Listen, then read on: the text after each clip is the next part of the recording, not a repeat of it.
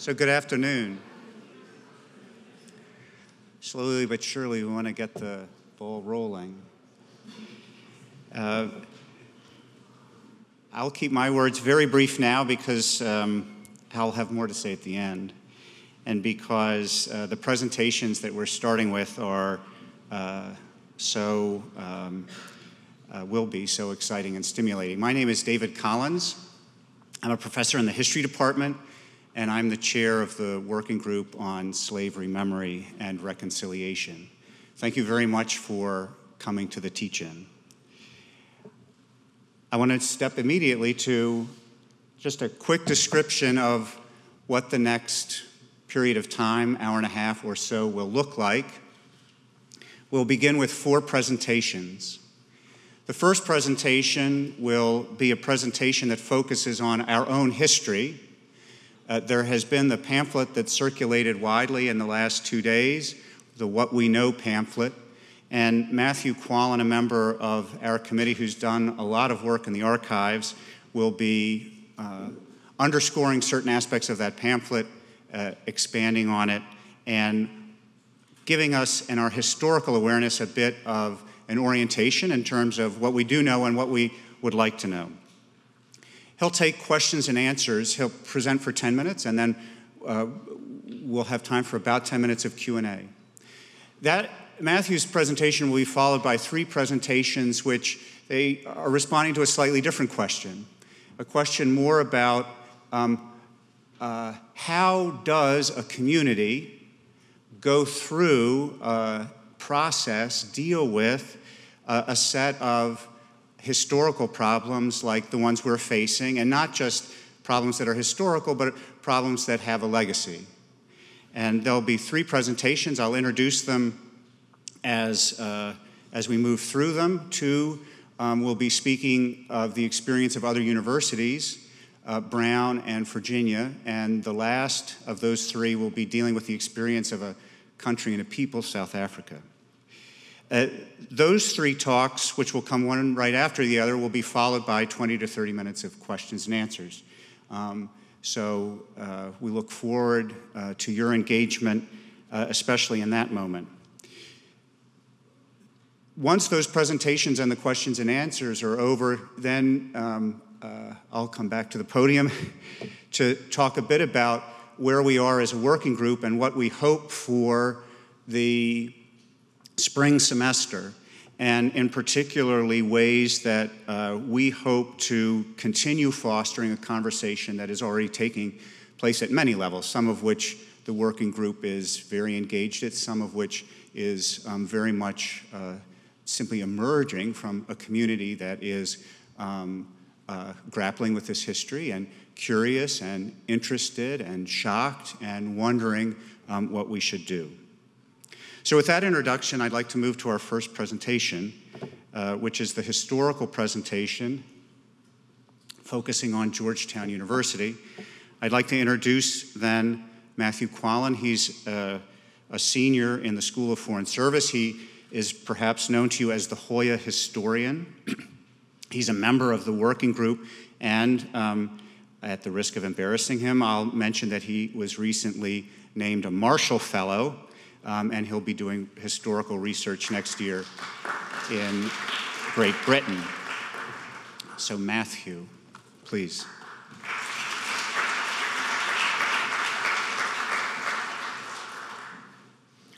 All right, well, thank you very much, Father Collins. For the next 10 minutes or so, as has been explained, I'll attempt to summarize what we know about Georgetown's historical relationship with slavery. Then, as best as I can, I'll answer questions. But let me preface that by saying that first sentence should give you some pause. 10 minutes means I have to make it as simple as possible. Georgetown's relationship to slavery was not simple. It was complicated.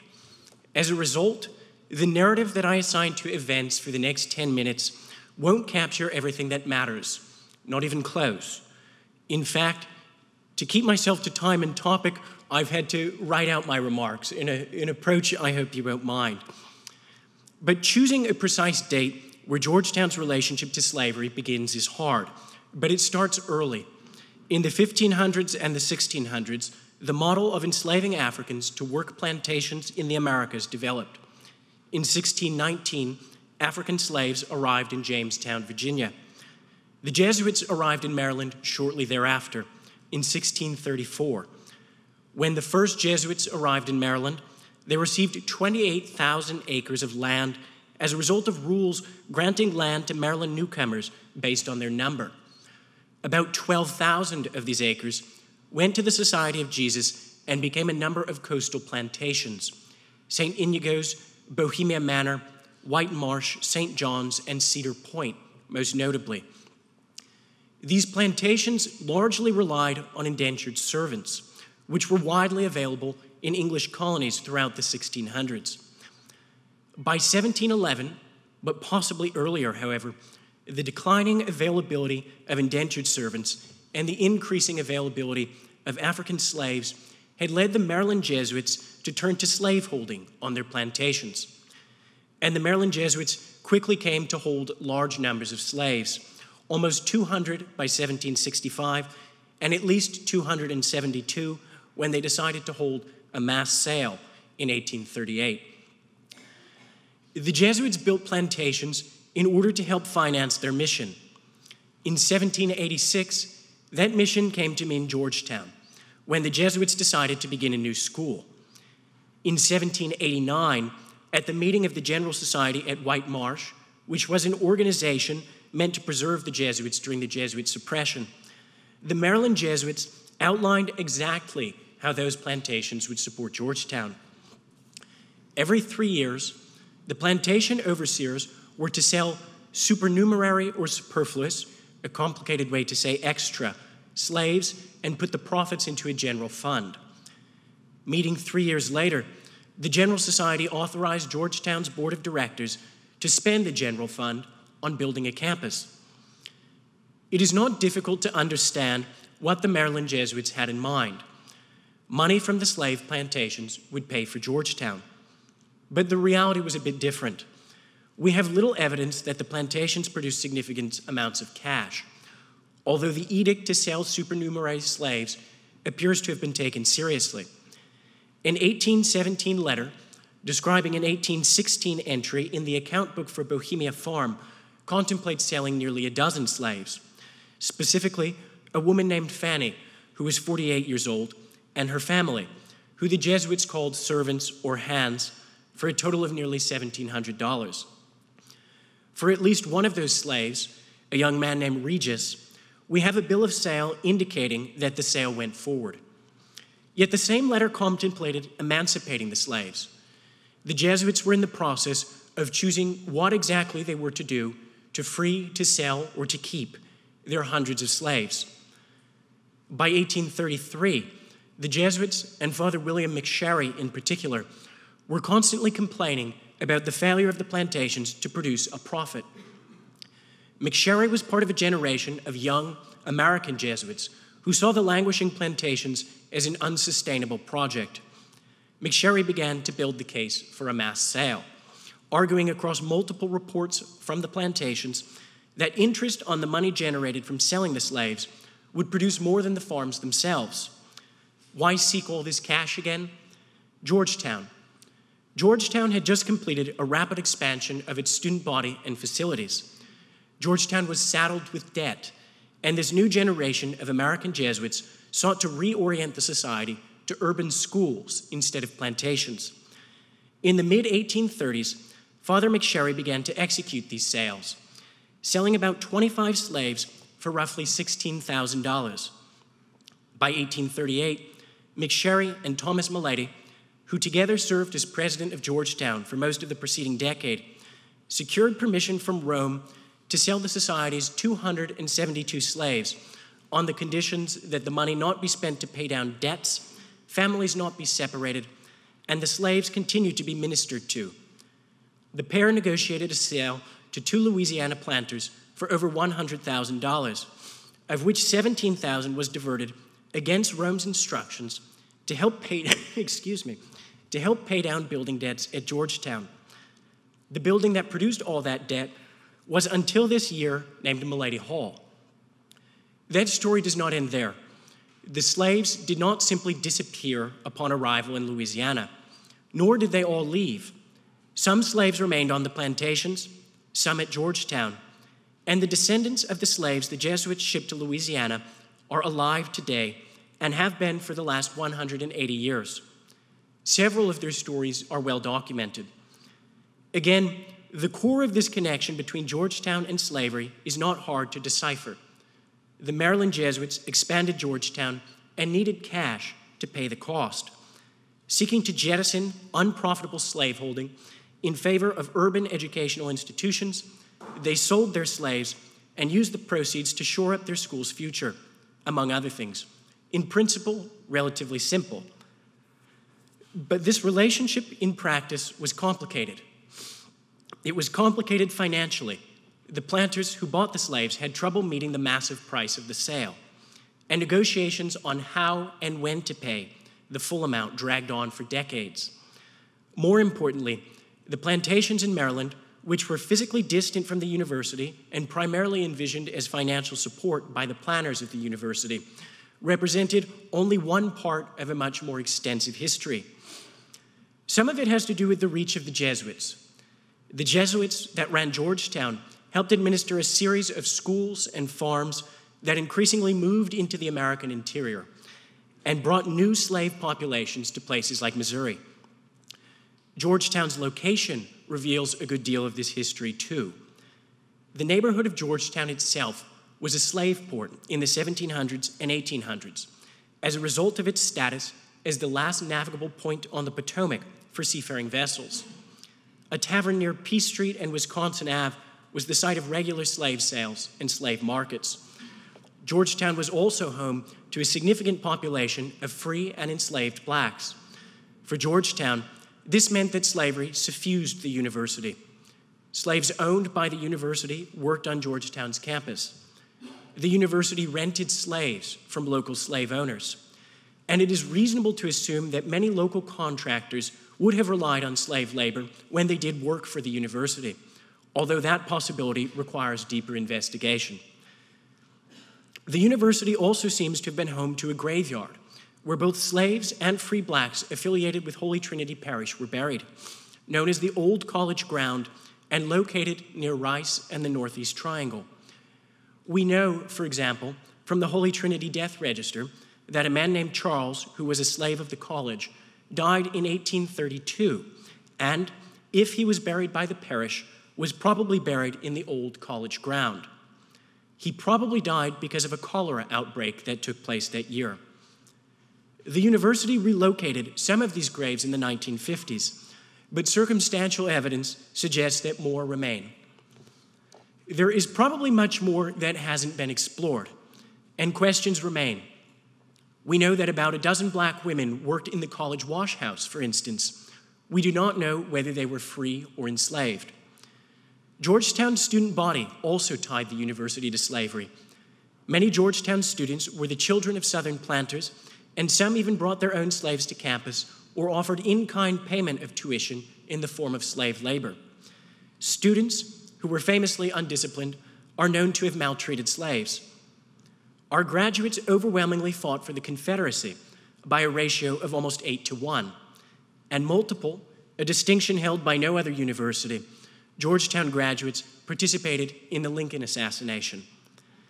The picture that emerges is one of a university steeped in slavery. This does not make Georgetown unique. In fact, few of our nation's oldest universities are free of relationships to slavery, and many of these relationships are much more extensive than our own. This is not to excuse Georgetown, but to suggest what its microhistory can teach us. Georgetown was, in a sense, mediocre, typical, and yet getting a grasp on its slaveholding past has eluded or at least daunted us. The Jesuits who supported the university held literally hundreds of people captives across generations over a century. Entire families and lives passed by in slavery, and yet they were not so unusual. So what do we know about slavery at Georgetown? We know that for the first 70 years of our existence, slavery was a fact of life and a source of income. Like any fact of life, Slavery affected all kinds of things at the university in extremely complicated ways. And as a source of income, it inflicted enormous suffering for our university's benefit. With that, I think we'll move to questions. Thank you.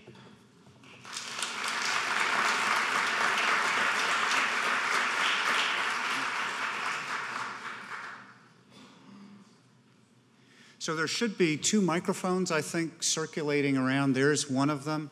There's another one. We can take about 10 minutes of questions for Matthew. I can't really see the crowd.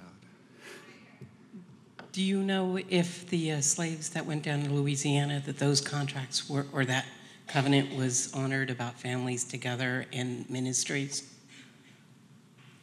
No, to our knowledge, all of the conditions of the sale were violated in some way or another.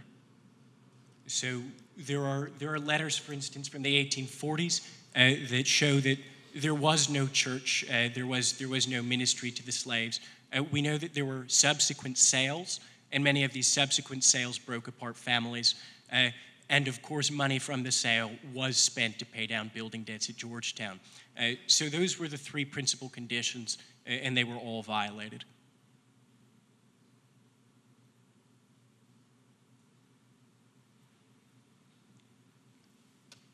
There's a question in the front row. Thank you. Thank you very much, Matthew. I was wondering if you could quickly just talk about the archives that you have consulted and which, if any, you think might prove fruitful as we move forward. Yeah, so in terms of the sources that inform this discussion, the primary source is all of the papers of the Maryland province of the Jesuits, which is the specific administrative unit of the Jesuits that was responsible for this sale and that ran Georgetown for most of its history. Those papers are all housed in the library in the Special Collections Center. But there are other sources that are useful. There are, for example, university ledgers. University ledgers are what reveal that slaves were rented by the university because you can see payments from the university that specifically state, oh, so-and-so was hired for a period of however many years, and as a result, we paid out this much money. And the ledgers show other things as well. There are financial records that at some point simply make a tally of the people working at Georgetown. There's one that's been slipped into the Maryland province papers. I believe it's from 1843. And that one says there are 2 slaves who are the property of the university. There are these 12 black women working in the college wash house.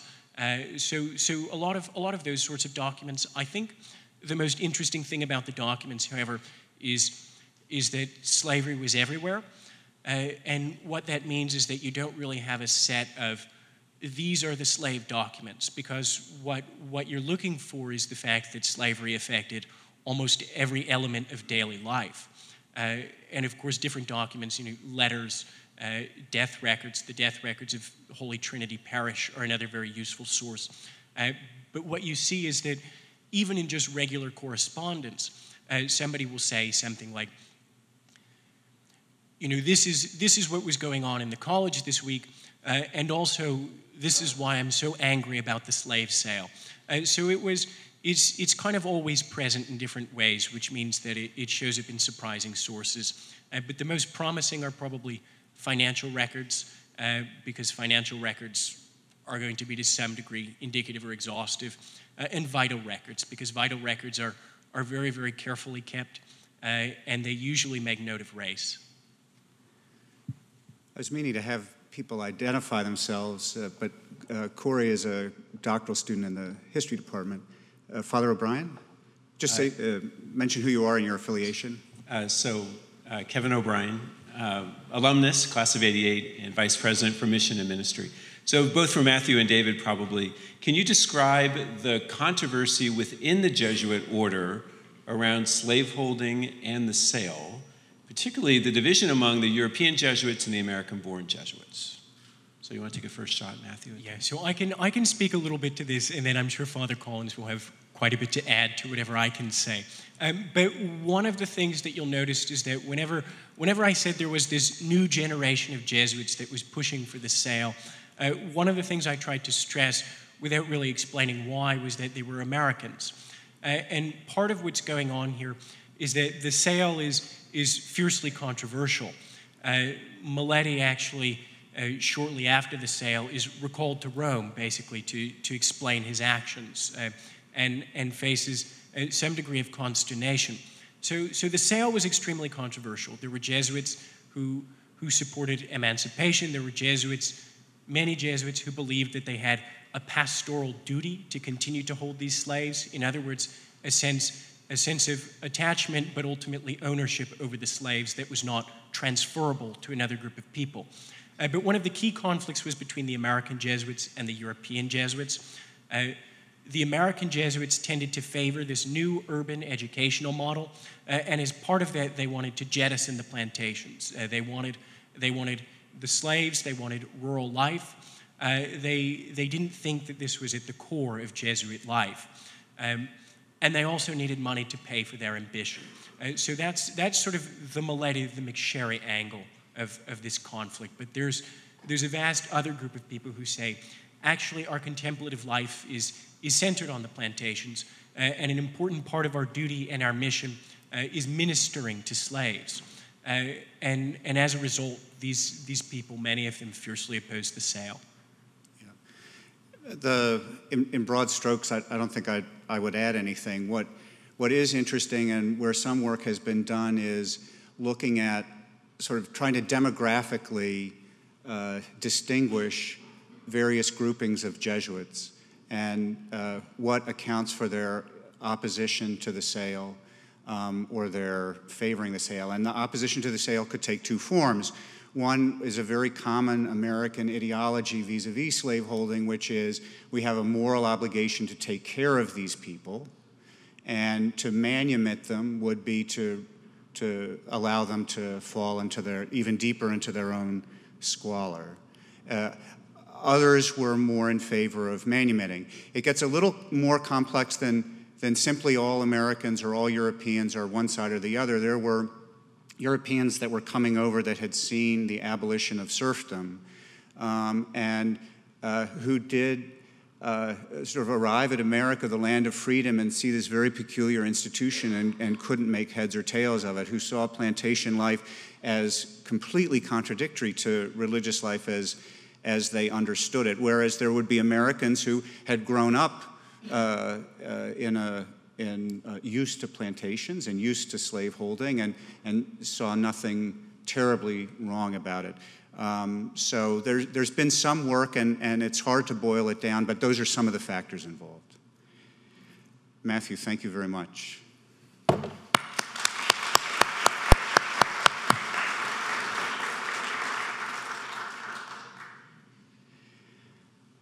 So now we move from the history, our own history, to a series of presentations on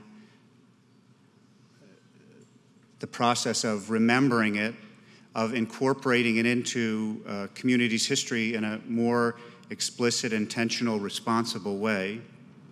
The first two, as I mentioned, will deal with universities, the third with the country. The next presentation will be by Professor Marcia Chatelain. She'll be talking about Brown University. She herself has her degree, her PhD. Let's see if I can get this. Oh, I'm pointing it backwards. There we go. She has her PhD from Brown University, which she received in 2008. She's been here since 2010. She's a researcher on African American migration, women and girls, history, on race and food. She is a beloved teacher and colleague. Marcia.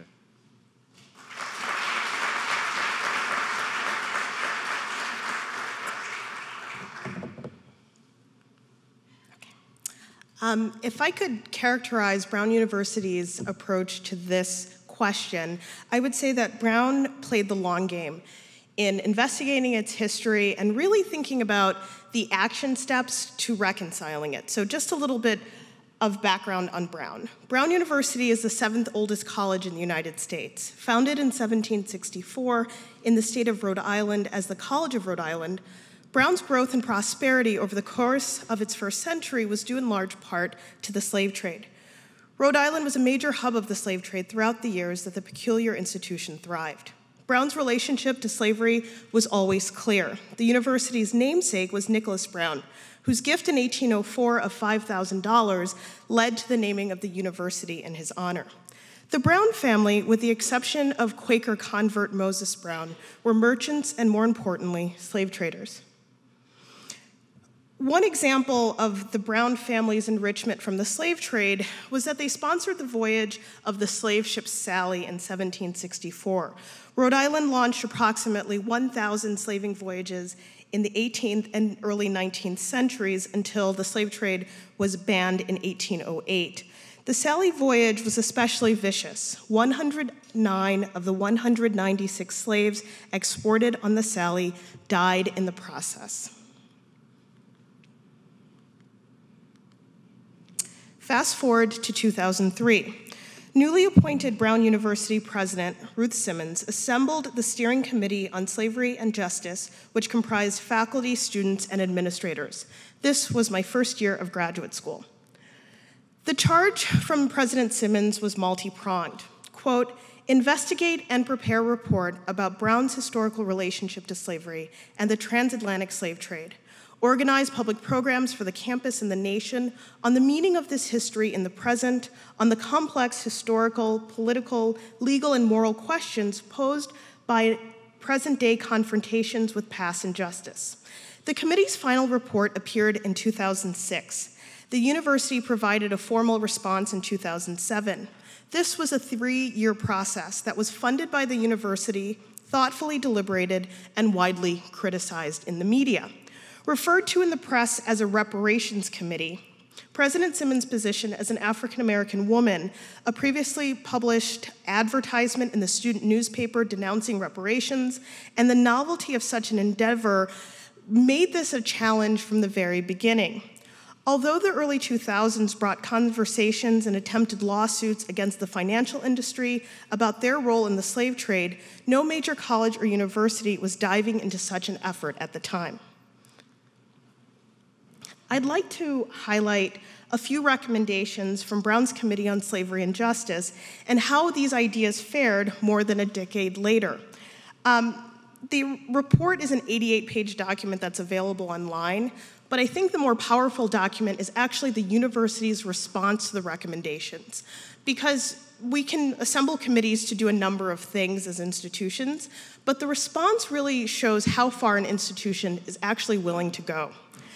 So some of the recommendations from Brown's Committee on Slavery and Justice that were accepted as part of the university's mission include: among the memorials and commemorations area, the university revised its official history to discuss the complicated origins of Brown, including the use of slave labor for buildings to the ways that the Brown family profited from the slave trade. The report and its accompanying website became widely available. The university libraries worked on the retention and presentation of archival materials on the slave ship Sally and slavery at Brown University. This move included fellowship assistance to encourage further study of slavery in the Atlantic world. A slavery memorial commission was appointed, and this memorial, and I don't know if you can see it very well, it's essentially a chain with a weight on it that was put in the main square at Brown, was finally dedicated in 2014. The establishment of a Center for Slavery and Justice, strengthening of the university's Africana Studies program, which developed from a major to a PhD granting entity, welcoming its first doctoral cohort in 2011.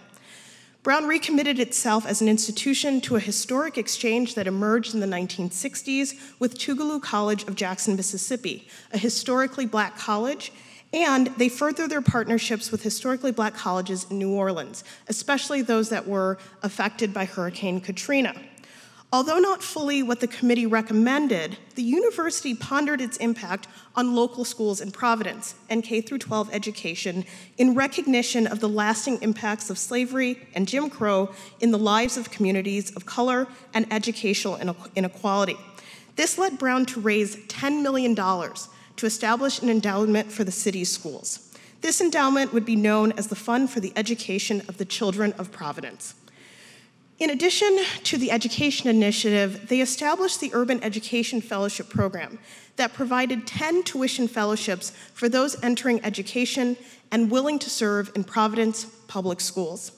The last point I want to make about the work that Brown did, although we consider it the gold standard of institutional responses to this history, it did not solve all of its problems.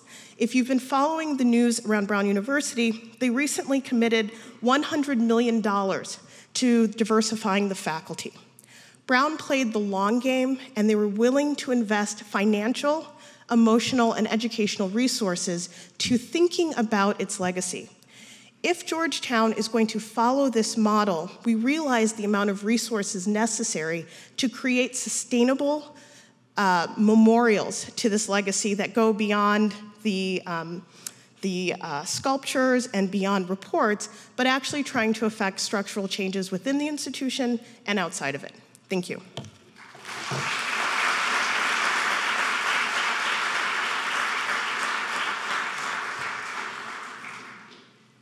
Thank you, Marcia. Second, I'm delighted to introduce Kurt von Dack. Kurt was, if not the first, maybe the second email that I got after word hit the street in October that, or September already, that the president was founding here at Georgetown a working group on memory, slavery memory and reconciliation. Kurt did this because he's heading up a similar working group at the University of Virginia and coordinates a consortium called the Virginia Colleges and Universities Studying Slavery. He's also a member of the history department at the University of Virginia. He received his PhD from Johns Hopkins University in 2005. We're delighted to welcome you to the Hilltop, Kurt.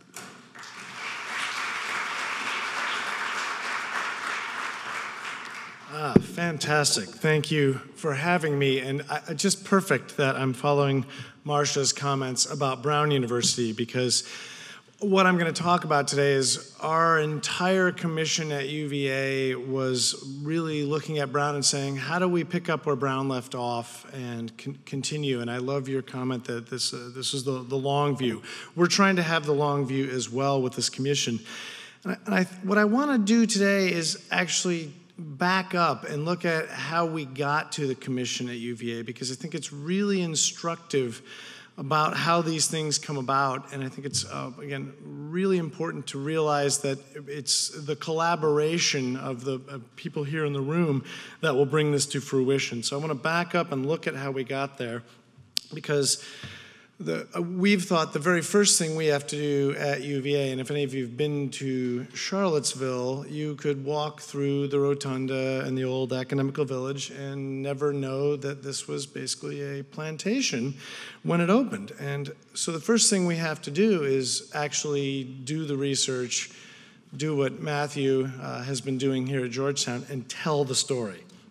So I want to back up and look at that a little bit, because this commission at UVA did not spring from a vacuum. It's the result of 10 or 15 years of non-institutionally directed work by faculty, students, alumni, and community members that led to its creation. So I'm kind of going to back up. And it starts back in 1994. There's a whole new project. They're breaking ground in an old parking lot to put in 2 new buildings, in fact, where the history and politics departments are now located. No one has done an archaeological survey. Luckily, while they're doing the clearing of the old parking lot, one of the guys running a grader notices some weird shadows in the soil.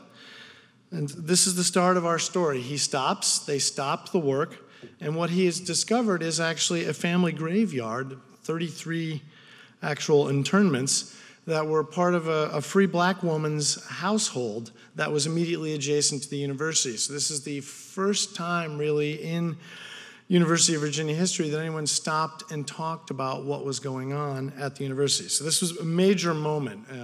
They found the home of Catherine Foster that she bought in 1833, moving to come to the university for both opportunity and peril. And If we had more time, I could tell you stories about her that are just fantastic. So her neighbor became a center of free black property holding in the area. And this got people thinking, well, what else was going on at the university? So that's 1994. It's 20 years ago, right? Over 20 years ago. Not much else happens, but it's the first inkling that there's a story here. And then in 2002, the Carter G. Woodson Institute for African American and African Studies at the University of Virginia and the now defunct Virginia Center for Digital History at UVA create an online archive, Race and Place, an African American community in the Jim Crow South. So we're still not to slavery and to the story at UVA, but it's the beginning of these projects by historians and their students looking at the history of slavery and its legacies in Virginia and in Charlottesville, Albemarle. And there's a whole bunch of these projects: the Valley of the Shadow Project, the Geography of Slavery in Virginia, the Virginia Immigrants to Liberia Project, the Danville Civil Rights Movement, the Vinegar Hill Project, which is a civic engagement project about a community in Charlottesville, and the Television News of the Civil Rights Era. So all these projects from 93 to 2007 are percolating and addressing some aspect of slavery and its legacies. But again, still no institutional response. So then in 2006, this is 12 years after the discovery of the graves, the Catherine Foster site had happened, that UVA completes a memorial park for Catherine Foster. So there's actually now, if you come, there's a shadow catcher representing her home and a stone enclosure around the family gravesite. And this was part of the completion of those two new buildings. So we our first memorial to anything talking about the history of race and enslavement at UVA was this park in 2006. That same year, we have a UVA history major who writes her thesis on slavery and freed people at UVA. This is literally the first sustained research project on slavery at UVA ever. So that's 2006. So a student got this going. And again, at the behest of some faculty, who said, I think there's a good story to tell here. In response to this, the next year, the Virginia General Assembly issued a statement of regret for the institution of slavery, and the UVA Board of Visitors followed with its own statement of regret for using slave labor. I like to joke about this. I think they did it on a Saturday night. They were hoping we'll just quietly issue this and no one will notice. They then placed a memorial marker to recognize enslaved persons. And this is one of those great halting steps. It's a great idea. We'll at least create a plaque and put something in. They made sure to obscure it in a spot where thousands of students walk over it every day, don't even know it's there. And again, this is a little bit of a joke, but at UVA, we like to navel gaze about Mr. Jefferson. And this plaque actually became a tribute to Mr. Jefferson, much more about him than it was about the enslaved people. But it's a start. 2 years later, in 2009, again, a group of faculty and community members founded UCARE. This is University and Community Action for Racial Equality. So this grew out of a grant-funded project in 2008 to do research and community outreach to begin to understand the impact of slavery, segregation, and discrimination. So this is linking community, students, and faculty. The next year, two of the faculty involved in UCARE actually created a class called Race and Repair that looked at this long history. So now we're starting to build a head of steam, but again, still not institutionally driven, done by faculty making connections in the community.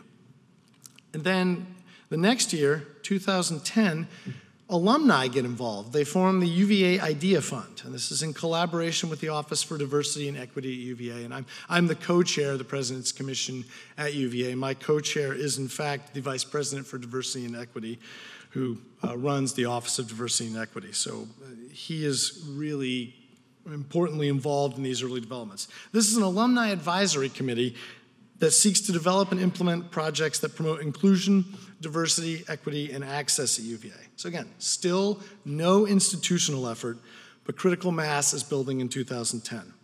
Students at UVA form the Memorial for Enslaved Laborers, and they're beginning to seek a more significant memorial at UVA to honor and recognize the enslaved people who worked there. And I'm sure part of this is driven by that really kind of ham-handed 2007 memorial.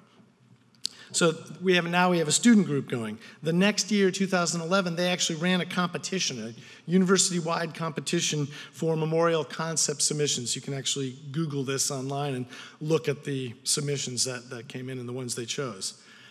So we're getting there. And then 2012, unlike in 1994, the university decides to do an archaeological survey, and they're looking at a plot of land where people tailgate for football games, where the facilities, people pile huge piles of mulch. It's kind of an unremarkable little spot just north of the university cemetery. They do an archaeological survey. Turns out it's in fact an African-American cemetery. They discovered 67 graves laid out there. And this, I think this is the key moment where something really starts to happen at UVA, that we really need to tell this story. So the Idea Fund that year then sponsored a symposium and an installation of a plaque. So now we have our second plaque at UVA. This one's dedicated to Henry Martin. He was born at Monticello the day Thomas Jefferson died, and later lived and worked at UVA as an enslaved person and later as a freed person. He lived and worked at UVA for 53 years. And this is, again, a good start, but Henry Martin has long been lauded in university history as basically the faithful slave. So I don't think Henry Martin was really the person we needed to be talking about. But again, it's a second plaque. We've moved somewhere. And then in 2013, in response to this, again, alumni, students, faculty, and even community members, the UVA President Sullivan called for the creation of the President's Commission on Slavery and the university, and we met for the first time in September 2013. And so we're off and running, and I think what's exciting for me in sharing this is how important it is to have students, again, faculty and community working alongside one another in this process. So a lot of collaboration. And we immediately set out creating a national advisory board. So we brought in folks from Brown, Emory, and William & Mary schools that had already done projects like this, and then created a local advisory board because we wanted to include community leaders. And then we have interested students participating whenever and wherever they want. So I think now we have 35 or 40 students participating on our task forces. We then hired a postdoctoral researcher to lead 3 years of research because we have rather substantial university records. And as Matthew talked about earlier, right, it's a lot of financial information is where you really tease out the detail about slavery. So we have someone working on that now. And this is 20 years after the first glimmer, right, when that person, the construction worker, noticed the grave sites, that we actually get to a point where we have a real commission that's leading a sustained institutional effort to tell this story. And I think it's really important. The first thing you have to do is get the history right. So that's what we've been working on as our main goal. We have also been doing other things because we want to push beyond what Brown had done, if at all possible, and we wanted to sort of pay it forward to other institutions. So in 2014, that cemetery, that was the 67 interments that were discovered north of the University Cemetery, we completely renovated it, put up fencing, put up markers, put up interpretive signage for it. And so we have now a third actual monument on the landscape to this story.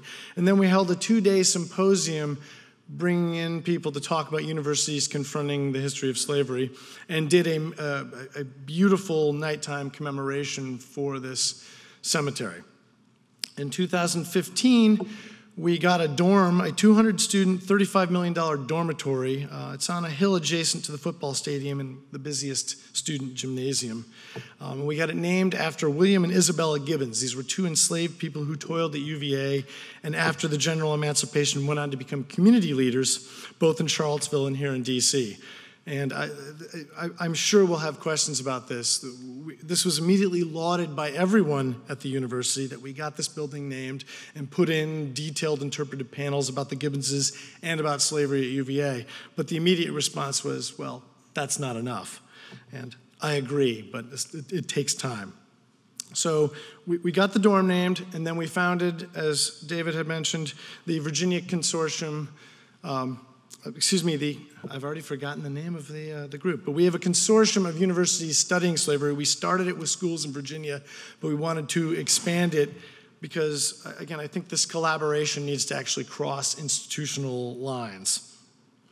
We are also developing a heritage trail across grounds. It will come out this spring as a paper map, but we hope that in 2 years it will actually be an app, and then we'll include signage and interpretive spaces all across our campus, so that when you walk through grounds, you will be confronted by this history at many turns. The goal here really is to reinscribe that history back onto the landscape in a systematic and powerful way so that visitors to the university and future generations can't not know this story.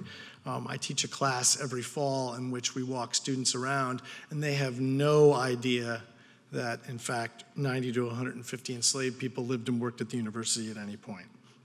We are also working with the university on the new Rotunda Visitor Center interpretive material. The Rotunda is under renovation. It will open with the Visitor Center. We're deeply involved in that and with reworking, I'm not sure what Georgetown University's website history looks like. Ours is desperately in need of upgrading.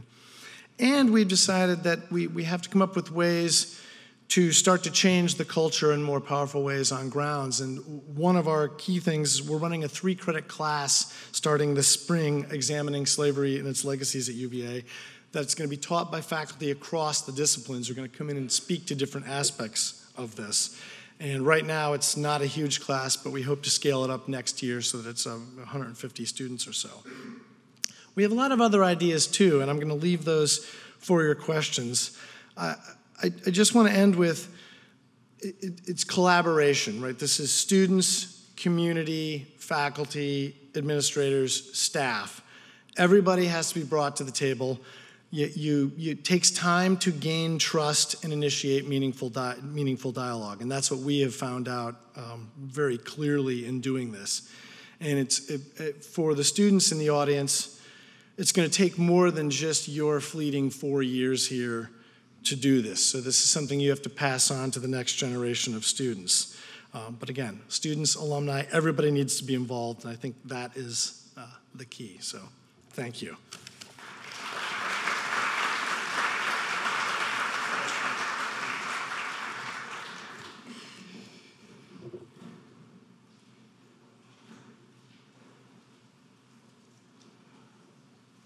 So the third of our presenters will be talking not about a school, but about a country. Charles Villavicencio is currently affiliated, he's here for the semester at the university. He's affiliated with the Berkeley Center and with the Department of Government. He's a theologian and a global authority on matters related to transitional justice and reconciliation. He is much published on these topics, and he's especially appreciated for the central role he played in South Africa's Truth and Reconciliation Commission in the late 1990s, where he acted as National Research Director. Charles, we're very pleased to welcome you.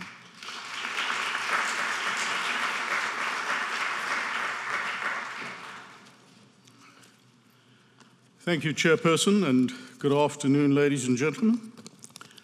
I am not going to be speaking about a particular school, as that has been indicated.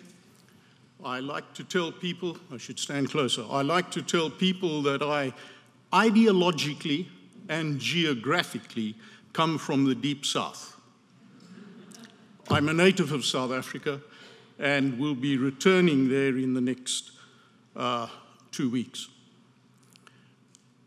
I've often been asked by people in your country and elsewhere, what did I learn from the South African Truth and Reconciliation Commission? I think the one thing that I would like to emphasize is something called memory. Everybody remembers.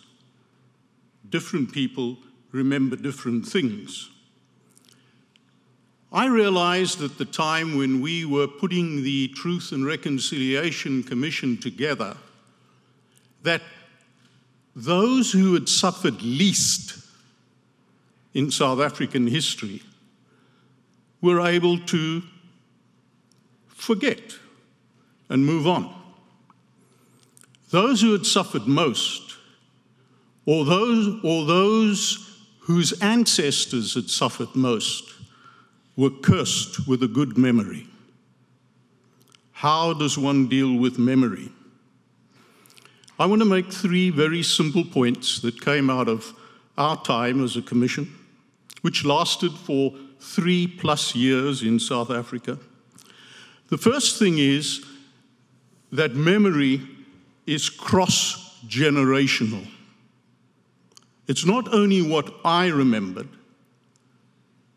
it is also what I have learnt from popular narratives and indeed deep research concerning a period before I was born. And as we try to unpack this in South Africa, we found ourselves not only talking about the 50 years of apartheid that had just come to an end. We were speaking about colonialism. We were speaking about slavery. And we discovered how people in our generation, especially young people in our generation, were traumatized by the realization that their forebears had been slaves, had been driven off the land by colonialists, had been turned into third-grade citizens by an apartheid regime. So first of all, memory is cross-generational. The second thing is that we discovered that the sharing of memory, if correctly handled, was a cathartic experience for many, many people. Not for everybody. Not for everybody. No fairy godmother's wand. But by and large for the nation as a whole, as we remembered, and we had people participate in the remembrance process, it became cathartic. We had 22,000 victims of apartheid who volunteered to tell their story. We had over 5,000 perpetrators of gross violations of human rights who applied for amnesty on the basis of telling their story. And I remember when the Truth Commission was over, somebody said to me, "You know, Professor, we are now sick and tired of the TRC. Can't turn the radio on without hearing about some atrocious story. Can't open the newspaper without reading about something that had been disclosed in the commission today. I'm sick and tired of it. We have TRC fatigue." I said to this person who was a journalist, "My friend, that is the good news. Nobody will ever again be able to deny that those things happened or to pretend that it didn't happen." A final comment on memory. We discovered that memory and the sharing of memory became a first step in a dialogue between victims and perpetrators. Now let me change that. Between slaves and slave owners. Because effectively, that's what apartheid was in South Africa. It initiated a dialogue that continues, and that has not transformed the nation, but has began a process of learning to live together. In South Africa, we initiated this 3-year national memory and reconciliation process called the Truth and Reconciliation Commission. And we soon realized that the TRC was no cure-all. It wasn't going to solve everything. It wasn't a fairy godmother's wand. It wasn't the beginning of the kingdom of God. But it broke the silence. It broke the silence on personal and national suffering. In that sense, it is akin to the unfinished slavery debate in your country. And it's akin, if I may say so, to the Black Lives Matter process that is unfolding in your country. And I would hope that in investigating slavery, you will take the Black Lives Matter process very, very seriously.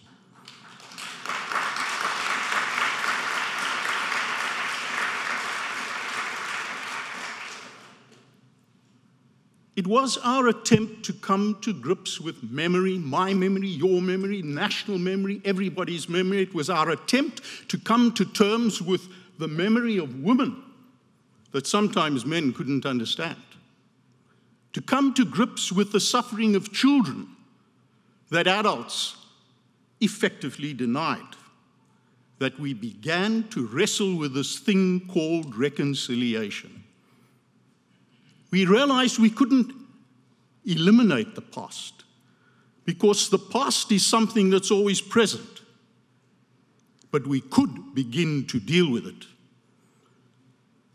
How does one reconcile in the wake of a terrible, terrible national tragedy? We call it apartheid, you call it slavery, and you call it a terrible racial stigma on the national identity. How does one deal with it? Mr. Mandela comes out of jail after being incarcerated for 27 years. And he says we must forgive and we must move forward. Archbishop Tutu, who was my boss for those 3 years, wrote a book entitled No Future Without Forgiveness. No future without forgiveness. I suggested to the Archbishop at the time when he wrote his book, and he and I have since exchanged positive complimentary words one to the other in our writings, that maybe to ask a nation to forgive is to ask too much. Some of us just don't have it within us to forgive the suffering and the tragedy that we may have faced. And so I suggested, dear Father, you're an archbishop. I, as a non-archbishop, would like to suggest that a middle path is not forgiveness, but reconciliation. Two sides coming together. And maybe they've never been together, so maybe we should talk about conciliation rather than reconciliation. But we've got to find a way to look one another in the eye and talk about this terrible, terrible thing that is now behind us. We've got to learn to trust. We've got to learn to listen.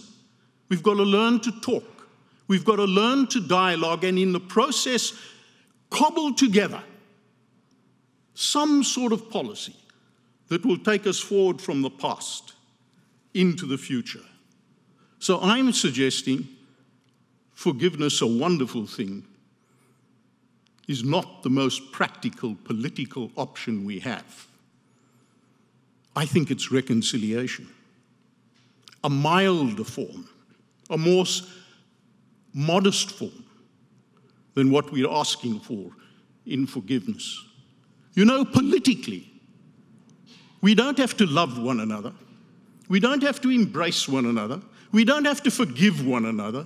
We've merely got to agree to sit down, stop killing one another, and collectively, together, forge a new future. So I'll give you 3 things on reconciliation. Why always 3? I don't know. We had 3 on memory, now 3 on reconciliation. I think it's got something to do with the Holy Trinity. But 1, there's forgiveness, a high barrier. 2, maybe there's reconciliation. And if we manage to reconcile sufficiently, maybe in the end we even love one another and forgive one another. The 3rd one is coexistence. It's not enough. Coexistence means that you walk on your side of the street and I walk on mine. We never engage. And if there's only coexistence, I want to suggest, in the end, the conflict is regenerated. So we spoke about memory, we spoke about reconciliation, and I want to congratulate Dr. DeGioia and Georgetown, and I now learn Brown and Virginia and many other places across this country, I want to congratulate those people who are anticipating a conflict that go horribly wrong. Georgetown has taken a step that the University of Missouri, God bless them, did not take. So let me conclude. South Africa avoided an apocalyptic confrontation that would have made many of the conflicts in the rest of Africa look like a Sunday school picnic. We avoided that. And we said, we've got to put amnesia aside. But we've got to begin to talk about a way of moving forward. The past cannot be undone, but it can be acknowledged. Very important. It can be managed through the unlimited participation of everybody involved, both the good guys and the bad guys. As the Archbishop always said, if you're only going to love your brothers and sisters, that's nothing. You've got to learn to love your enemies. Can you sit down and cobble out a new future? And I want to suggest that memory and reconciliation has something to do, and please allow me to emphasize this, with community reparation. Why do I underline the word community? Because you've all told us this earlier today. It's not enough to give somebody a few dollars and say, listen, you are now, okay, it's done. Because in the end, I hate to tell you, that's what the South African government did. They gave those named as victims through the TRC 30,000 rands in a one-off payment and said the reparation is done. That's not reparation. Reparation is a communal process. It's an ongoing process. It's multifaceted. And that's what I've heard the speakers from Brown and Virginia talk about. Memorialization of in one form or another does involve ongoing reparation and ongoing reparation. It's essential to have reparations, but we've got to ask ourselves, what does that mean? It's more than giving someone a few dollars. I thank you very much. Take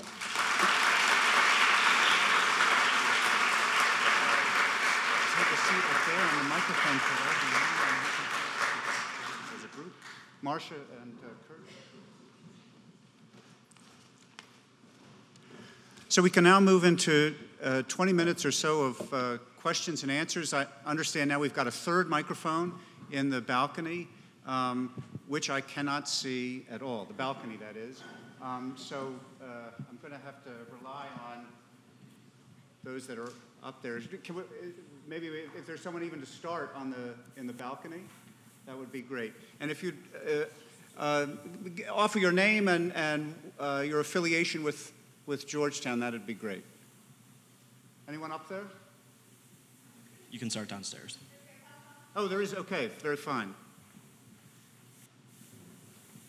Hi, my name is Carol Sargent. I'm the director of the Office of Scholarly Publications at Georgetown Faculty Publishing. And I have a question for the whole group, because I've heard the enslaved and I've heard slaves. And linguistically, I would prefer the enslaved personally, but I don't know if the committee has discussed it, or if there is a discussion about the meaning of calling someone a slave, which Jean-Paul Sartre did make the distinction in that he did not write for slaves because he was talking about people who were not enslaved in their own mind. Or whether which is preferred and why, and what the committee might have had to say about it.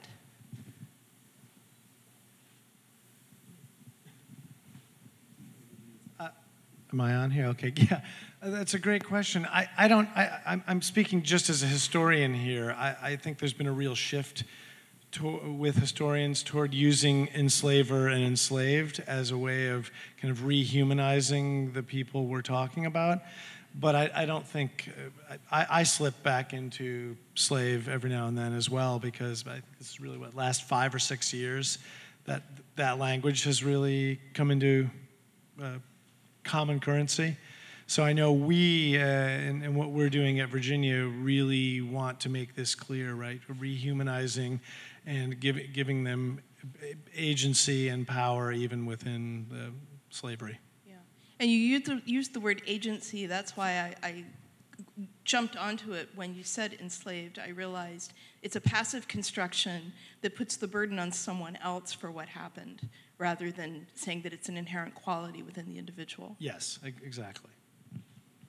Marcia or Charles, do you want to add anything at all to that? I don't think we've discussed this in the committee. I personally... not officially, no. I know this is an issue kind of in my field, and I've talked to Professor Rothman about it.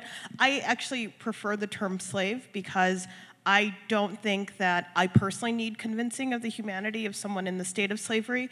And I think particularly in this conversation, when we're talking about the sale of property, I think it is important to know that this was, I think Matthew did an excellent job, that this was the order of the day, that people who were sold were slaves because slaves were property. And so I'm actually pretty wedded to that term, but I do think it's important to listen to conversations about language and naming, because I think that we can't be dismissive about challenges to naming. So I'm open to the conversation, but for me personally, as someone who writes on African Americans, for me it's very important to still use the term slave. Just a very quick comment. You know, we've got a whole history in South Africa. Whites in South Africa in the apartheid era have a whole history, 50 years of it, trying to work out who black South Africans are. And they went through a range of terms from native to Bantu to plural to African. And then they decided, no, we better not use African because we all claim to be Africans. And some of us even claim to be natives. So it was this big thing. And let me just stir the pot for one moment. Steve Biko.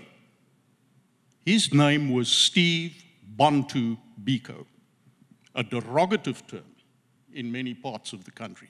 Just one word on the TRC. We struggled with this word victim because there were certain people, especially the young Turks, said, we're not going to the commission to tell our story because we are not victims. We are freedom fighters. And so we began to speak of victims and survivors. So I think the point that you raise concerning linguistics and language is very important. Thank you. Is there maybe a question upstairs yet? Not yet? All right, down here. I'm Marilyn McMorrow, Georgetown University. Using Matthew's word, I have a very complicated relationship with Mr. Jefferson, having gone from being absolutely enchanted with the man and thinking that Notes on the State of Virginia was the most amazing book I'd ever written, to now being so angry with him that I don't know what to do with myself. So how is the university responding to this changed perception of Mr. Jefferson?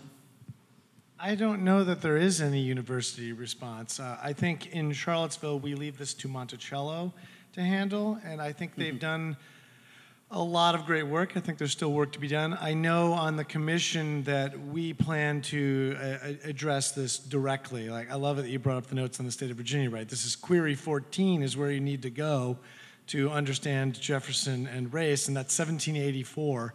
And I wrestle with this. If you go to the Monticello website, they still have a page about how Jefferson is a lifelong foe of slavery. And I say, well, a man who owned over 600 people throughout his life and sold away or hired out 28% of them, and then only freed a handful, is not a foe of slavery. So I think we at the commission definitely plan to grapple with that, but I know we're going to wrestle with the communications office because Jefferson's the brand, and when you're the brand, people get a little, so we'll see where that ends up, but I know our report is going to tackle the Jefferson head on. I think it's really important, and I think this, and I don't know what's going on here at Georgetown, but at UVA, we have a whole generation of students who graduate from the university, they move to the Cotton South, and they become kind of the promulgators of pro-slavery ideology. So we have to talk about pro-slavery thought at the university, and if you're going to do that, you're going to start with Jefferson. Was there, Marcia, was there grappling with the Brown family name? No, because I think the committee and the framing of this was so smart that people were not fixated on the name of the university. First of all, I mean, this is, all of this is capitalism, like, you know, at its kind of most basic level. So if we could sell this university as Disney University, the most prestigious Jesuit university, we could do it, right? It's all marketing and capitalism. We're not going to.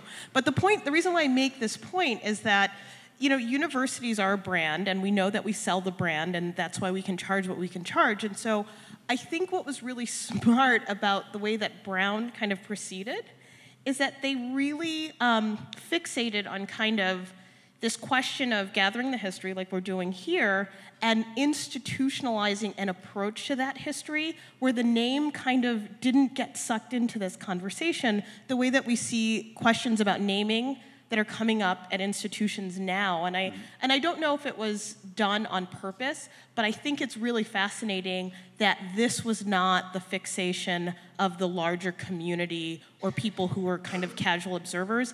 I think what did happen was because of some of the negative press about this committee, the word reparations became the kind of buzzword to attack what was happening. And so, you know, people in a certain kind of media group of a certain orientation were saying things like, you know, the university wants to pay reparations out. So I think they were battling that fight. I do wonder if they were to do this commission today, if the question about naming would come up. Mm-hmm. We have a question upstairs. Yes, Father Collins, my name is Coleman McCarthy. I've been teaching at the law school for about almost 30 years, and I teach here also.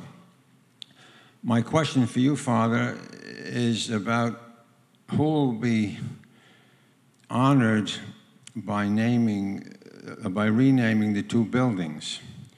I would urge the working group to consider 3 Jesuit priests: Father Richard McSorley, who taught here for many, many years, was a peace activist, and worked with the poorest of the poor in our city. I would also suggest you consider Father Daniel Berrigan, who's been a Jesuit for 75 years. And I would also suggest you consider Father Horace McKenna, who also was legendary for his work with the poor of all races in the city. Mm-hmm. So I would ask you the question, how can we get these 3 names before the working group? Should we hire a Washington lobbyist to help us out? Well, first, let me thank you for reminding us of those 3 names and reminding us of the wonderful dedication that they've made of their lives to racial reconciliation. The beautiful thing about Horace McKenna and Dick McSorley in particular was these were men very deeply committed to the race question. And where did they cut their teeth on the race question? It was in Southern Maryland, working in black parishes, and it was learning firsthand and up close and personal what the legacy of slavery and slaveholding was in Southern Maryland. And they suffered tremendously. Yes, sometimes from other Jesuits, certainly from the KKK down there. There are marvelous stories of them being run out of town on a rail for their commitment to the African American community in Southern Maryland. As far as the buildings go, the working group has made a commitment to using the naming of those 2 buildings to remember specifically this early 19th century history of Georgetown, and the Freedom Hall being named in a way that specifically remembers the sales of the 1830s. Part of it is a deep commitment to unerasing the names of the erased, and a commitment to using this as an opportunity not to erase this chapter in our history, but to remember it better. So in terms of those 2 buildings, all those guys come along in the wrong century, I'm afraid. But it's very good, and I'm very grateful that you took the opportunity to remind us of those 3 marvelous men. Can I add something to that? Yep. I'm glad that you brought up Father Berrigan. I had an opportunity to have dinner with him at Brown, and the reason why this kind of touches upon this experience of being at Brown during this time, is that educationally, this was such an amazing time to be at a university that was immersed in these questions, because the type of people we're bringing on campus in a really kind of thoughtful and deliberate way were asking us to really think deeply about the legacy of slavery. So the Berrigan brothers and their anti-war activism, the great historian John Hope Franklin. So as a community, it wasn't just about a committee kind of working behind the scenes. I think it was a lot of what we're doing now, offering each other a different educational experience that we might not have otherwise. And I really want to emphasize that this is kind of the best of what we do on a college campus when we engage in these questions. Yeah. That being said, I'll say something in a little bit about ways that we are soliciting and recording and keeping track of suggestions, both in terms of the two buildings and then more importantly, broader ways to think about unearthing this history and remembering it. So, right, thank you. So I have a question specifically for people who are part of the working committee. Looking just at Georgetown's history and how the long-lasting effects of slavery have caused poverty that then Georgetown, I guess, exacerbated with gentrification of this area. I know you said that Brown is actually helping with education in the area. Is the working committee for Georgetown trying to do anything like that, especially because a lot of employees on campus who are not necessarily professors or faculty, just the staff on campus has actually been affected by this and has had to move out and now has a really long commute for work? Sure. Legacy, the understanding of the legacy is part of our charge. With that very brief answer, could I deflect to Kurt? Because in our lunchtime conversation, you talked a bit about Virginia's specific attentiveness to the community that includes still people who are related to this awful history in Charlottesville. Right. So we've had to pay very special attention to this because there's a significant African American community in Charlottesville that lives pretty close to the university, and there's a couple things going on here. I love the gentrification comment. You can look at the university's master plan and you can see the neighborhoods it's gobbled up and that it's going to gobble up, and they have been rather insistently been African American neighborhoods. So we, in discussing slavery, we've reached out to the community, and I want to call it a dialogue. We're not at a dialogue yet. We're at the listening phase where we simply go to the community and say, we're here, we want to talk about this. And people get up at every meeting and talk about their neighborhood that's now the hospital that was taken away. So we really want to do this, and we brought in a local advisory board with community leaders, not solely from the African American community, but with an eye toward addressing this, because in the African American community, the university is often referred to as the Big Plantation.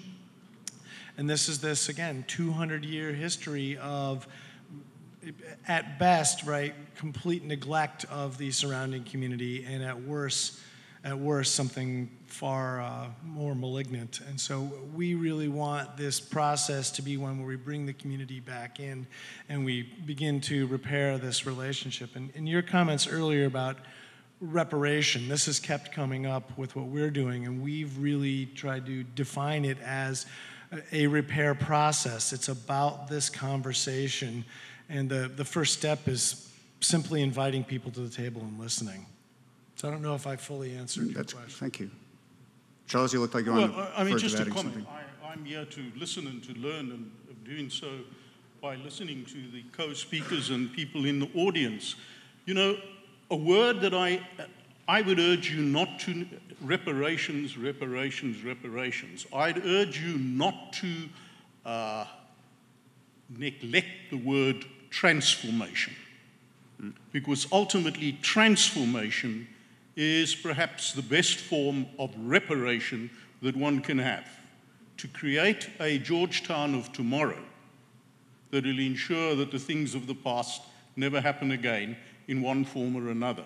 And that transformation may well have something to do, as the good professor at the top there suggested, in naming one of these halls symbolically.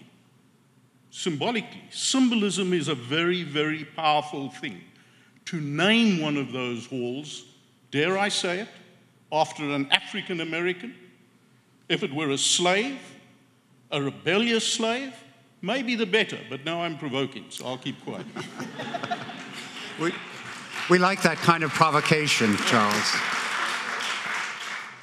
We have a question in the back.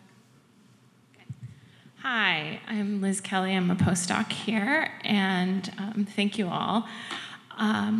I'm enjoying this conversation about names and naming. As a linguistic anthropologist, I think names are really important.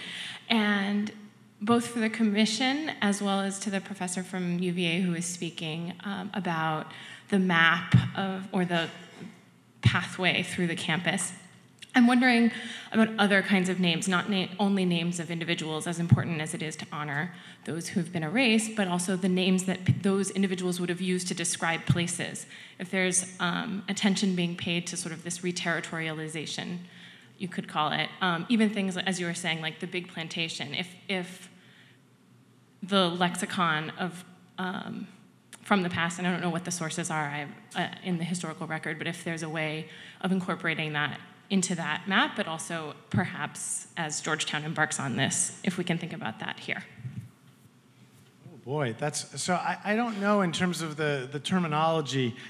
I don't think we can actually access that, right? The records we're working from are the university records. So it's the faculty minutes, it's the chairman's journals, the proctor's papers. So the window we get onto slavery at UVA is entirely driven by the white people running the university and largely financial. And this goes back to that question about why we've leaned on enslaved. When you look at these records, slavery shows up with words like hands, right? So paid so-and-so for hands.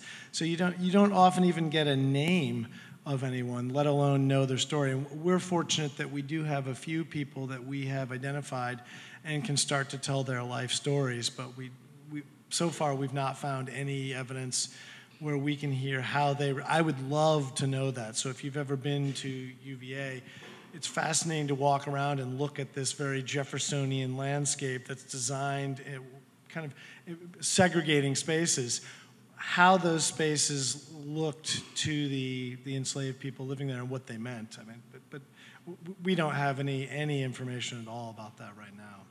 I don't know if that fully answers your question, and we've not connected with the community. This goes to something that you may wrestle with here. We've not had luck with, you just walk out to the community and go, hey, are you descended from enslaved people that worked at the university? So we don't have those connections yet. And I think part of that is that fraught relationship with the low-wage staff at the university who are, again, it's another piece of this puzzle. And in a related vein, one of the items that, in terms of our historical research, that is turning into something very promising is tracking down the families that were involved in the sales in the 1830s. Actually, some of them, descendants, are already organized in a kind of genealogical organization.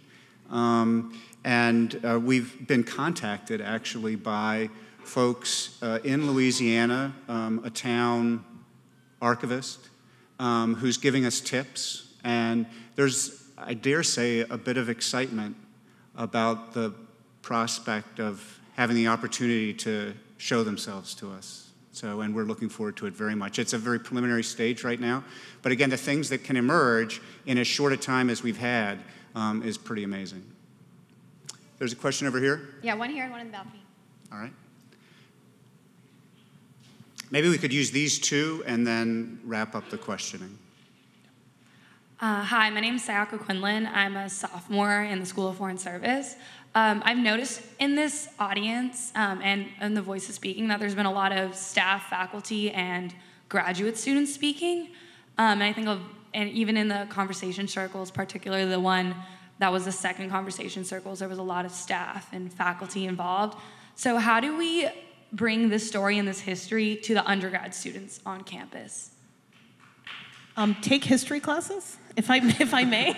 I think Matthew probably sets the best example of what happens when a student kind of takes intellectual initiative and uses the tools in the classroom to move an idea forward. I think that the success of what we've done as a working group is largely due to Matthew's own intellectual interest being met with kind of some support. And the reason why I say that is that, I think for a lot of people, there's kind of two responses to an initiative like that. Well, it was so long ago, we couldn't know anything about the past. Or, this is really bad, and I don't want my life to be a downer, so I'm going to resist it, right? So I think that what we're trying to model with this committee and with the great work that our students have done in not only doing research, but providing us feedback of how other kind of constituents on this campus feel about this issue is to show that that you have a lot of power to kind of dive in. And so I think that this is probably a great point to talk about the grants program that's going to be available. Or did I move that too? Well, do you want to wait till the end? We have an exciting opportunity. There you go. That'll be the enticement to stay 15 more minutes. Okay, but we will have a really great opportunity for collaboration across those different divides for students to take ownership of this history as well. Because it's not just about the 15 or 16 of us, and we're very conscious of that. Yeah. It's not about us. We want to foster what we can. We want to inspire what we can. We want to do whatever we can. But this is something that as a community we need to be talking about, and that we want to encourage every way that we can. So, but more on that later. And you should enroll in history classes. All right, there was one more question in the back. Balcony. There were a bunch What's of that? questions on this side of the room. I think Michael had his hand up and Father Kemp. Sorry. I'm Indra, and I'm a sophomore in college. And I think it's not a question, but a suggestion relating to the naming of the building. So with the new names that are suggested, like freedom and all those things, it kind of seems like we are fabricating the history with this amazing name and just trying to hide the history. That's how I feel. Maybe I don't take enough history because they don't teach me about Minerva, but rather teach me about Jefferson all the time. That's why I don't know if taking history class is a solution. But my thing is, if we are trying to rename the buildings, maybe it's better if we could rename these buildings that are really closely related to those people that were dehumanized by the institutional practices. And maybe we can not honor the past. I mean, there is no way to honor the past, but maybe there is a way to reconcile in a better way if we can name this building by tying it closely to the history where we dehumanize this human being, as opposed to trying to just fabricate with this, names like freedom and memory and all those things, because I don't think that really helps us to understand. You're exactly right. It's why the names are interim names. And it's why we've made the commitment as a committee, and it's been endorsed already by the president and the board of directors, that the names, the permanent names that are settled upon at the end of this year, be explicitly connected to that early 19th century history.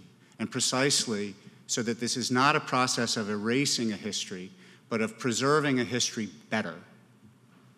And with that, I would like to thank very much our three speakers on the various examples. Thank Matthew again.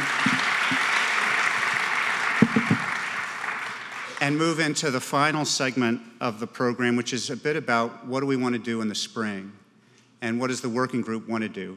Do you want to, you can stay on the stage or? Okay.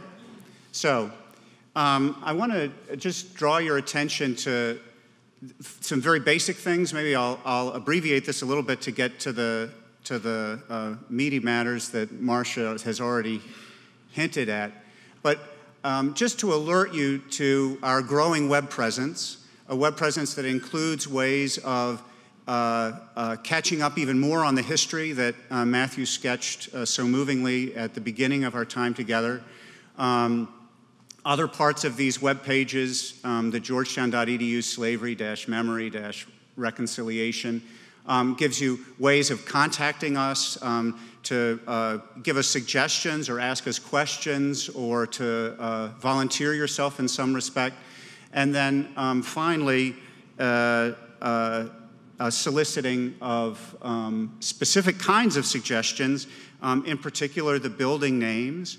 But we've always, as a committee, wanted to emphasize that we're not the committee to rename the building.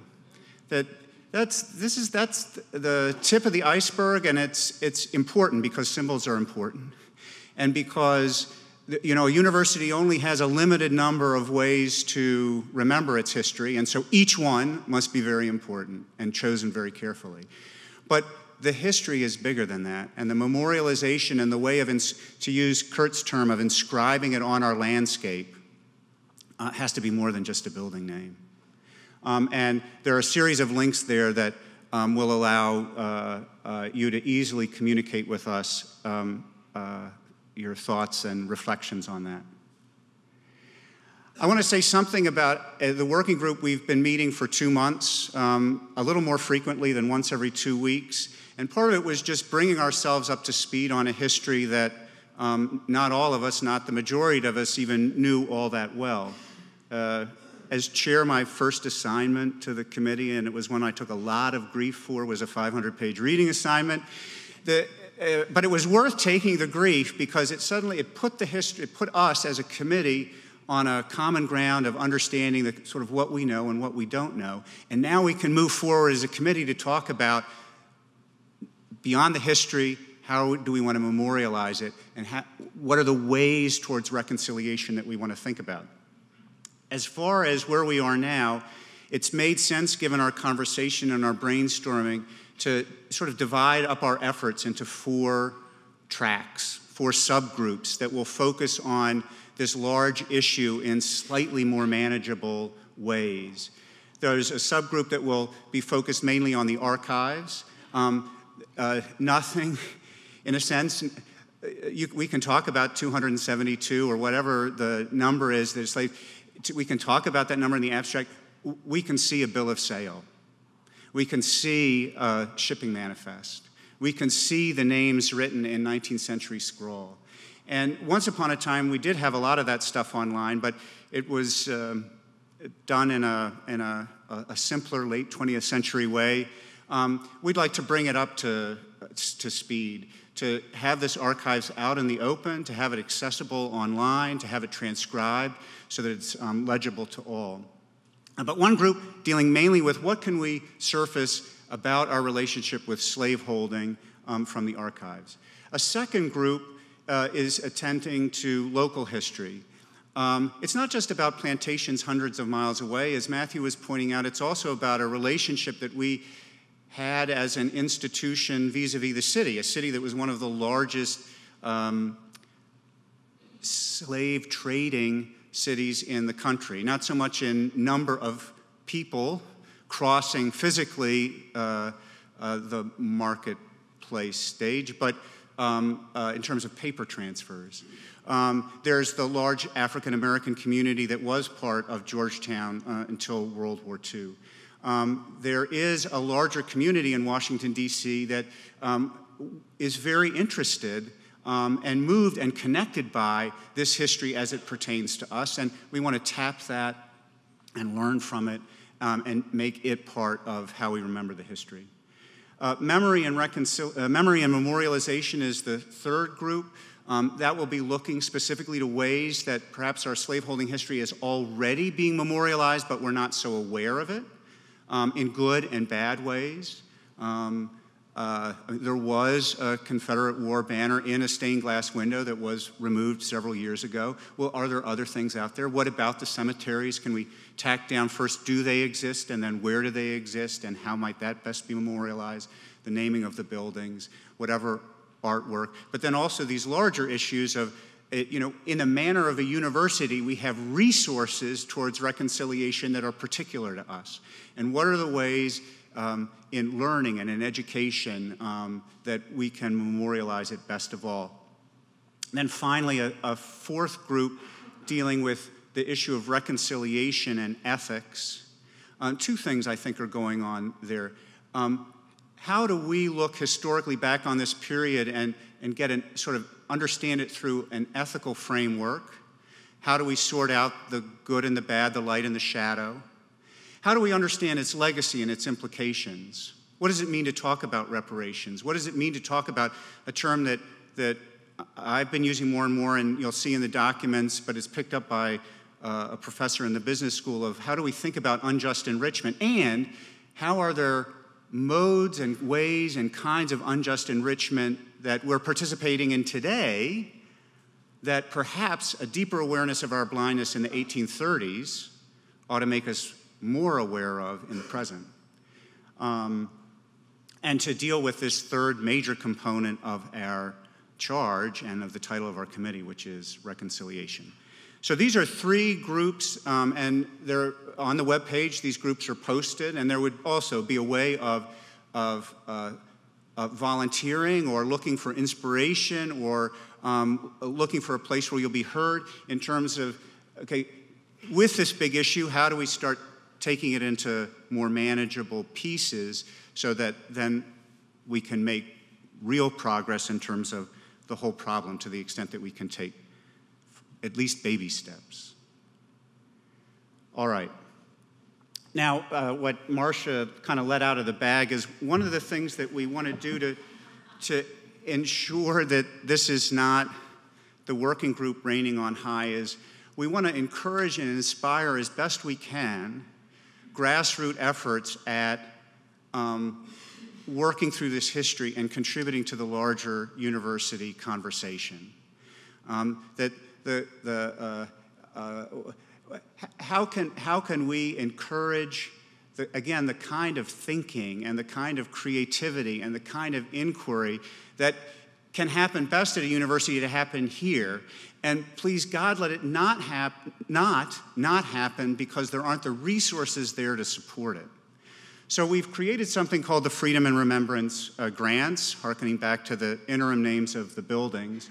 And the Freedom and Remembrance Grants are grants that will support whatever you want to do that will help us as a community more deeply appropriate this chapter of our history and make it more properly our own and look at its legacy, be able to look at its legacy with clear eyes.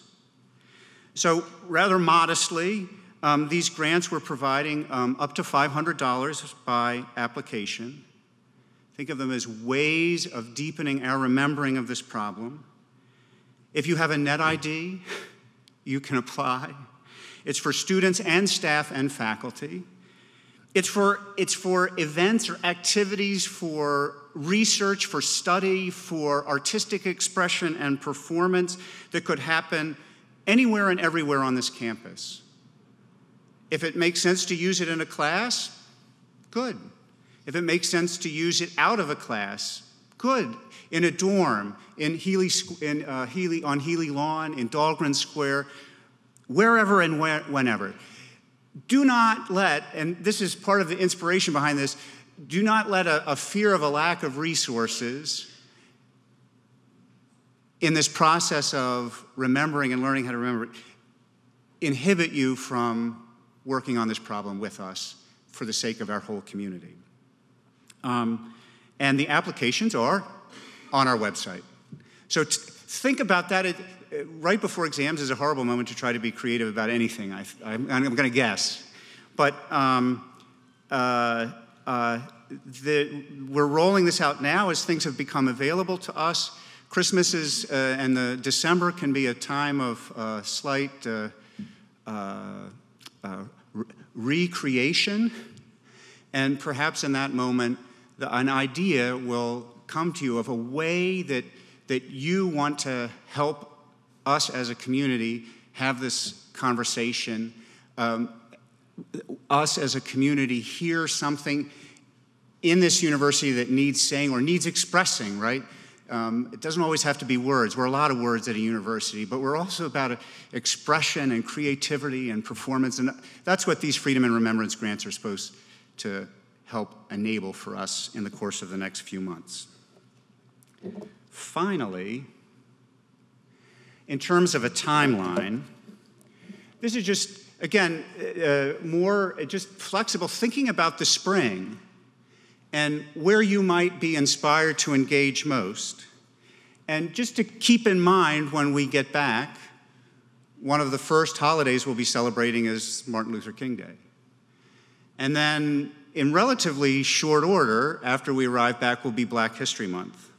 Well, this is a chapter of Black history. It's a chapter of our history, it's a chapter of Black history, and it's one that we would do well to remember. A lot of our activities are focused towards what we have now settled on as an Emancipation Day Symposium. It's a reference to the Declaration of Emancipation for the City of Washington, D.C. The actual date is the 16th of April. That's a Saturday. So we've moved the symposium to the following Monday as an opportunity for us to draw the threads together of our conversation up to that point. This would be the moment when, hopefully, the fruits of some of these Freedom and Remembrance grants would redound to the benefit of the whole community. It's also something that will allow us as a working group to sort of distill the suggestions that have been made and the conversation that's been had. Our charge is for 1 year from the president. That's a terribly short period of time. And in all of these other examples, we've talked about charges of several years. And Kurt's description of Virginia being able to trace it through decades. Now, one of the things that President DeJoy has asked us to consider is asking for an extension of the charge. But that being said, we do want to think about ways that we can pull everything together that represents the best of this year, and our opportunity would be on this Emancipation Day celebration.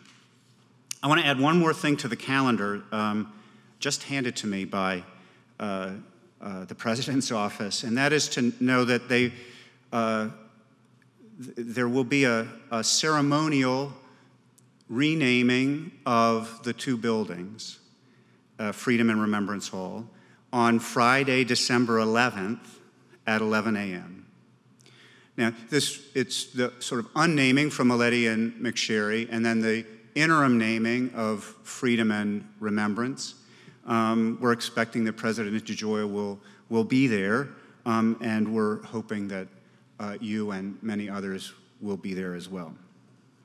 Finally, maybe if I could have just one last word of my own. In addition to first thanks to those who presented, and thanks to those of you who have come and who in this very obvious way are important parts of the conversation. But maybe I could just leave with two words, two pictures. One is a portrait and the other is a landscape. The portrait is of William Gaston. We're sitting in a hall named after William Gaston. What do we know about William Gaston? You might know that he was from North Carolina. You might know that he was our very first student. You might know that he was the congressman who worked to get our federal charter. You might not know, but it would be good to know, that William Gaston supported the abolition of slavery. He urged it in multiple public venues and as a public servant on multiple occasions. It was not a central part of his political program, but it is a noteworthy one.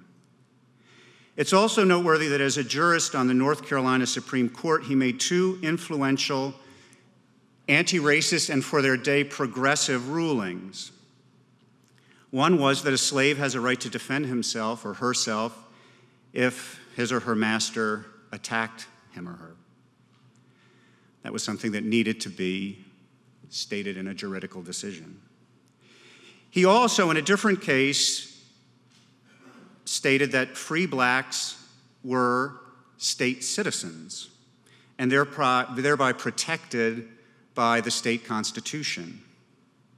Something that needed to be said, that wasn't often said, and that was impeded in its implementation in all sorts of ways. It had a little bit of an echo, though. It was the key decision cited in one of the two dissents to the Dred Scott decision won by Benjamin R. Curtis. One more thing, he was a slave owner. His story is a bit of a reminder that this is a messy history. Ours, Georgetown's, is a complex history with light and shadow, one in which there are very few who are purely good, or I dare to imagine purely evil. We are not about an ahistorical application of contemporary standards to the past. Historians don't do that. This is not about a hunt for scapegoats either, as satisfying as that can in moments be, because both of those exercises would distract us rather than point us toward the real challenge of memory and reconciliation, the real challenge of the history and the real challenge of the present, and our real attempts at finding lasting solutions. That's the portrait. There's a landscape. The landscape was painted about 52 years ago. It was painted in words. It's actually a quotation from one of the most important pieces of American oratory. It begins with an image of Georgia's Red Hills, where Martin Luther King Jr. had a dream that one day the sons of former slaves and the sons of former slave owners will be able to sit down together at the table of brotherhood. Now, I'm not sure that Leo's has ever been thought of as a table of brotherhood. And we don't have the Red Hills of Georgia, but we do have a hilltop. And for the sake of that table, we need to make clear a history on that hilltop, a history that is marked by scars and confusions and perduring handicaps that are not just ours, indeed it is very much our nation's. It's not just ours, but very much ours. In the hope of the reconciliation that Charles talked about so eloquently, let our conversation continue. Let's be what a university should be, a place of clear-eyed inquiry and creativity and dialogue. Let our conversation of our history and our present bring us to an authentic table of brotherhood. Thank you very much.